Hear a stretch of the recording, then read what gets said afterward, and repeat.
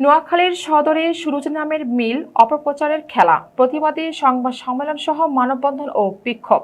Senior staff reporter Shahabuddin জানান, নোয়াখালী সদর কালাদরব ইউনিয়নের খলিফার হাটে জৈনিক মাদক ব্যবসায়ী সুরুজ মিয়ার নামের সাথে মিল থাকায় মাদক ব্যবসার দায়ভার ঢাকাস্থ ব্যবসায়ী বিএনপি নেতা সুরুজ মিয়ার ওপর চাপিয়ে দেওয়ার অভিযোগ।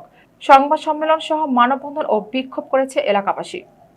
বৃহস্পতিবার বিকেলে খলিফার হাট বাজার এলাকায় আয়োজিত সংবাদ সম্মেলনে বক্তারা অভিযোগ করেন, স্থানীয় এক মাদক ব্যবসায়ী সুরুজ মিয়ার অপকর্মের দায় ইচ্ছাকৃতভাবে আমিন উল্লাহর পুত্র ঢাকাস্থ ব্যবসায়ী ও বিএনপি নেতা সুরুজ মিয়ার উপর চাপিয়ে দিয়ে ভুল তথ্য দিয়ে পুলিশ দিয়ে তার বাড়িতে পুলিশের অভিযানে সামাজিকভাবে হেয় প্রতিপন্ন করার চেষ্টা চালানো হচ্ছে।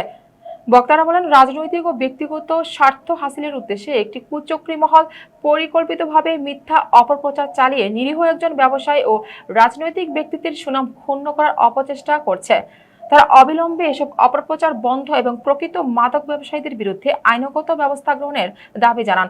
মানববন্ধন ও বিক্ষোভ মিছিল বক্তব্য রাখেন উপজেলা যুবদলের যুগ্ম আহ্বায়ক কামাল উদ্দিন, ইউনিয়ন যুবদলের যুগ্ম আহ্বায়ক ও ব্যবসায়ী খলিলুর রহমান, স্থানীয় ইউপি সদস্য জামাল, ইউনিয়ন ছাত্রদলের সাধারণ সম্পাদক জাফর সহ স্থানীয় গণ্যমান্য ব্যক্তি ও বিভিন্ন শ্রেণী পেশার মানুষ।